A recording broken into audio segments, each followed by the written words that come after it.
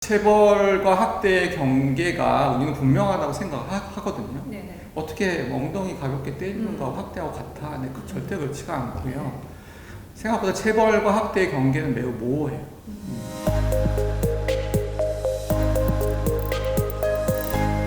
대한신경정신의학회 공식 채널입니다.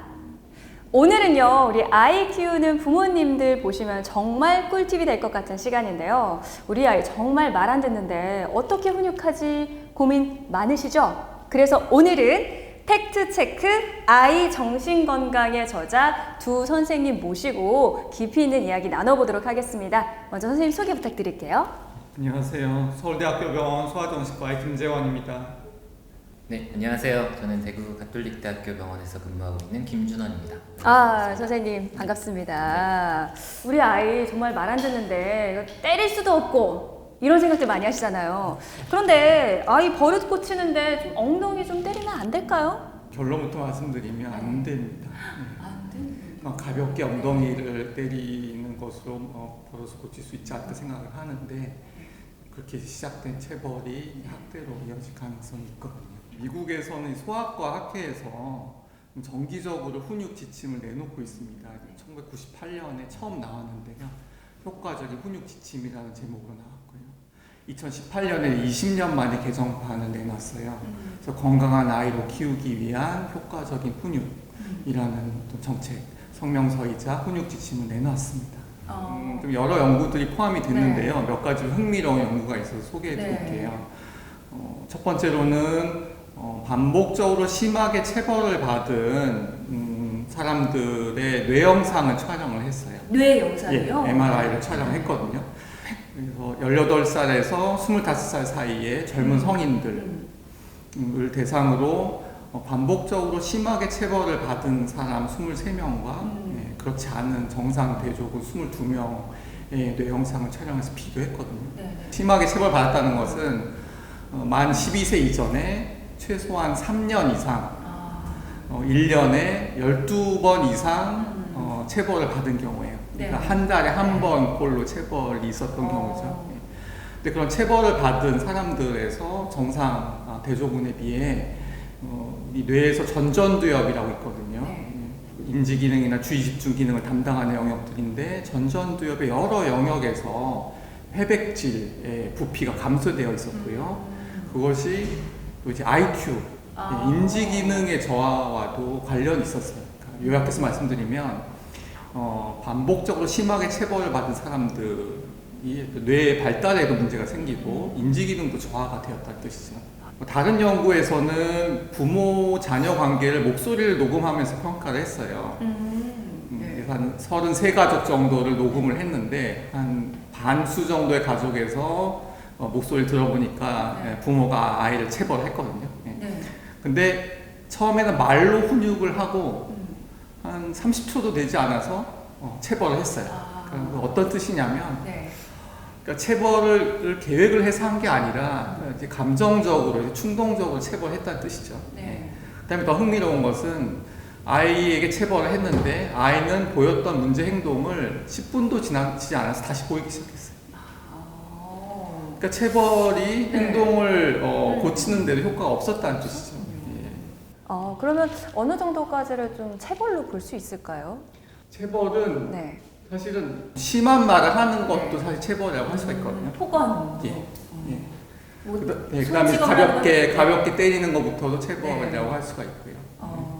체벌을 했을 때 아이에게 미치는 영향은 4가지 정도 요약을 할 수가 있는데요. 첫 번째로는 18개월 미만 아주 이제 어린 영유아에게는 체벌이 신체 손상을 일으킬 위험이 크고요. 당연하겠죠. 아이들이죠. 어리니까 다칠 위험이 많겠죠. 두 번째로는 심하게 체벌을 당한 아이들은 아동기에 그런 공격 행동이 증가하고 부모 자녀 관계가 안 좋아지고 당연하겠죠. 도덕관념의 내재화나 자존감의 형성에도 부정적인 영향을 줍니다. 심하게 체벌을 받은 사람들은 청소년기나 성인기로 가면 공격 행동이나 방황 행동이 심해지고 알코올이나 물질 사용과 같은 정신건강 문제가 생길 수가 있어요. 앞서 말씀드린 연구처럼 이제 인지 기능에도 문제가 생길 수가 있고요. 네 번째, 이것이 가장 중요하다고 생각하는데 체벌에 의한 영향은 학대로에서 비롯된 영향과 다를 바가 없다는 거예요. 체벌은 학대와 동일하다. 예. 체벌과 학대의 해로운 영향은 동일하다. 이렇게 생각하시면 돼요. 특별히 또 체벌을 하는 그 부모에게 어떤 그 특징이 있을 것 같거든요. 어린 시절에 학대를 많이 받았거나 심하게 체벌을 많이 받았던 사람이 네. 자녀를 양육하면서 똑같은 행동을 보일 가능성이 높죠. 체벌과 학대의 경계가 우리는 분명하다고 생각하거든요. 네네. 어떻게 엉덩이 가볍게 때리는 거하고 학대하고 같아? 네, 절대 그렇지가 않고요. 생각보다 체벌과 학대의 경계는 매우 모호해요. 그래서 근본적으로 체벌을 하지 않겠다고 부모로서 결심을 해야 되고요. 하여튼 우리나라와 같이 이 가족주의 사회의 특성이 강한 나라에서는 부모가 자신의 아이를 좀 소유물처럼 생각하고 통제하려는 경향이 있기 때문에 더더욱 체벌이 학대로 이어질 가능성이 높아집니다. 체벌은 근본적으로 하지 않겠다고 생각을 하시는 게 좋습니다. 그래도 진짜 너무너무 화가 나는 경우들이 있잖아요. 예. 이거 어떻게 막 이런 경우도 진짜 많을 텐데 정말 많으실 거예요. 어떻게 참 말로 훈육을 해야죠. 말이요? 예. 그래도 그 폭언도 체벌이라고 하셨잖아요. 그러니까 이제 말로 그냥 조용하게 아이를 가르치면서 훈육을 하는 습관을 들이셔야죠. 예. 폭언하지 않고도 충분히 아이를 잘 다스릴 수가 있거든요. 명백히 체벌은 어떠한 경우에도 정당화될 수가 없다. 그렇다는 거죠. 네. 그럼 선생님도 그냥 어떻게 생각하시나요? 또 저도 당연히 동일하게 생각은 하고요. 네. 체벌 하면 할수록 강도는 점점 세지거든요. 처음부터 아동학대가 일어나지는 않거든요. 하다 이게 반응이 없고 강도는 네. 점점 세지고 그래서 결국 이어지는 게 아동학대까지도 연결될 수 있다라고 생각이 들기 때문에 시작부터 하지 말아야죠. 이게 저한테도 이렇게 진료실에서 물어보시는 분들이 있거든요. 나가면서 아이 키워보셨어요? 당연히 키워봤습니다. 네. 5학년이죠? 이렇게 대화를 하시거든요. 그러면 네. 제가 저한테 말씀하신 대로 하시나요? 라는 질문을 꼭 하시거든요. 근데 저도 100%는 다 못하고요. 네. 저도 뭐 욱할 때도 있고 소리가 안 나올 때도 있지만 방향이 중요한 것 같아요. 이렇게 해야지 우리 아이가 10년 후에 행복할 것이다 라는 생각으로 제가 노력하면은 저도 연습이 되고 훈련이 되는 것 같습니다. 나도 모르게 이렇게 딱 큰 소리가 났을 때 바로 사과해야 될까요?